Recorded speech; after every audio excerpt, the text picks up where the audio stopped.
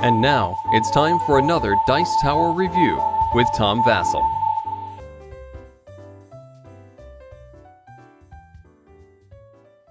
Bombay is the newest game from Starry, and it has a very, very bright and colorful and attractive cover. The pieces are some of the nicest I've seen in games this year. And it's boring.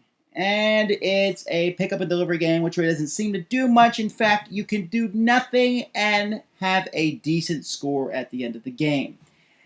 It plays best with 5, not too well with 2 or 3, okay with 4. It's a light game that I might recommend to families who want to play with their children, but other than that, I fail to see the attraction of this game.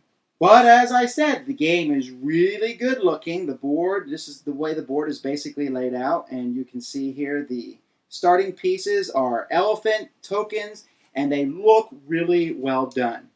At the beginning of each turn, you're going to be focused on these 3 spots up here, and that's going to show you basically the supply and demand values. You'll be drawing 9 cubes from a bag here. That's 1, 2, 3, 4, 5, 6, 7, 8, 9. You'll be putting the cube that has the most of a color in the first spot here. So yellows and purples will go here, then blues, and finally orange over there. And that shows you the relative value. If you can see purple there, the cost of buying a purple cube costs you 1 action and 1 coin, or yellow. The cost of buying a blue cube costs 2 actions and 1 coin, and the cost of buying an orange cube costs 2 actions and 2 coins. The game takes place of several rounds. At the beginning of each round, you're going to be drawing cubes and placing them like I just showed you. After that, players will each get several actions, or several turns in which they get 3 actions each, which are marked by using these tokens to show how many actions a player has. With an action, a player can simply move to a spot which costs 1 action, unless they're moving to one of these hilly spots here, and these spots here cost, you can see the double stars right there, it costs 2 to move there. But really, that doesn't seem to matter too much. You simply avoid going to those spots. When you move to one of these spots that shows the cube of that color or the good of that color, you can buy it for the prices I mentioned earlier. You pay a certain amount of coins and a certain amount of actions, and then you can take the good and stick it on your elephant. Elephants can carry 2 goods, and so they can carry them around. And you know what? Of all the things in this game, that's a pretty neat thing how the pieces actually have the cubes fit into them. It just looks pretty cool. And having ridden an elephant, it looks very similar to the way that they maneuver around. What a player is trying to do then with these pieces is take them to a city. So let's look at a city. Let's look at this city right here, the Green City. And you can see that when you come and deliver to a green city, it shows you the value of goods. Yellow is the good that's in the highest demand there, then purple, then orange. And using the handy-dandy guide that players have, let's take a look at this. You can see how much players get when they deliver goods. If it's in the top slot, they're going to get 4 coins. The second slot, they'll get 3. In the third slot, they only get 1 coin, but they also get a client token. Yellow cubes always give a bonus of 1 extra coin, so yellow cubes are pretty valuable, and purple cubes always give you a client when you sell them. You also might get the chance, if there are any of the city tokens left in the city, to take one of those, which will be of use at the end of the game.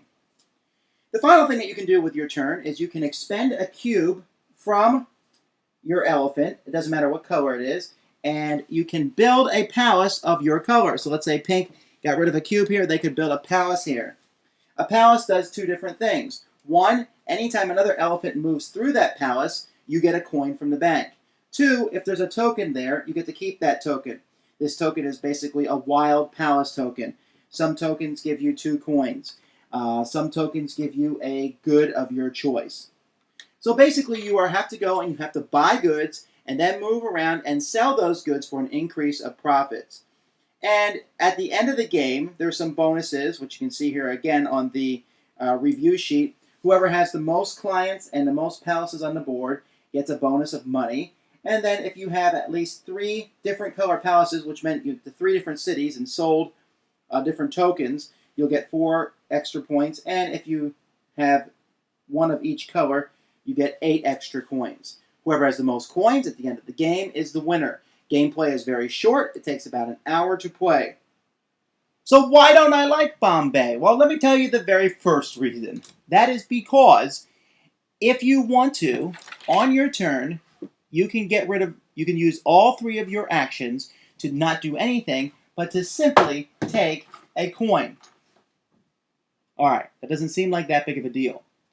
You start with 2 coins. You have 16 actions over the course of a game. 16 turns. You can give up a turn to get a coin. So you could end the game with 18 coins. Which means if your final total is not more than 18, then you would have done better just not doing anything at all. I don't like that. I don't mind the idea, but I think it would be better if it was put in there as you can take coins if you have nothing else to do. Because if you think about it, you start with 2 coins. You buy 1 coin, you buy a resource for 1 coin, you go sell it for 4 coins, you've just made 3 coins. But that's going to take you 2 turns. And you're only up by 1 coin over the guy who's done nothing. And if you're a little bit slower, or if someone manages to get in there before you, and if someone messes up you getting the most bonuses, it's very possible that you'll end up with a score of 16, 17, maybe 19, which is 1 more point than the guy who did nothing. And so the guy who did nothing can also try to do a good first half of the game, and then for the second half do nothing. So you could end up with the game with everyone doing just silliness, really. But let's say we eschew that, and people don't try to do that. They just try to do their best over the course of the game. It still isn't that interesting. Go buy a cube, go sell a cube. With the more players, there's more competition, which makes it more interesting, and Palace has become a better thing to put on the board because you're getting coins from the bank. There's just something missing. Not the artwork, not the pieces. The game looks fantastic. It's just so simple and so, I don't know, it makes my mind numb. At the same time, though, I will say that when I play it with my children, when I play it with teenagers, it's a little bit more interesting for them because the level of the game is much lower. It's just that your options are so limited. Go buy a cube, go deliver the cube. What cube should I buy? Well, you only have a few options, so go pick one of those. Which city should I go to? Duh, the one who wants the cube. I just wish the game had more options. It's a very, very, very light game. You may enjoy it. You won't be disappointed by the quality of the components. The quality of the gameplay, though, I'll give it a pass. Thanks for joining us today. For more written, audio, and video reviews, as well as the #1 board game podcast, check out the website at www.thedicetower.com. Until then, this is Eric Summerer, and you've been watching The Dice Tower.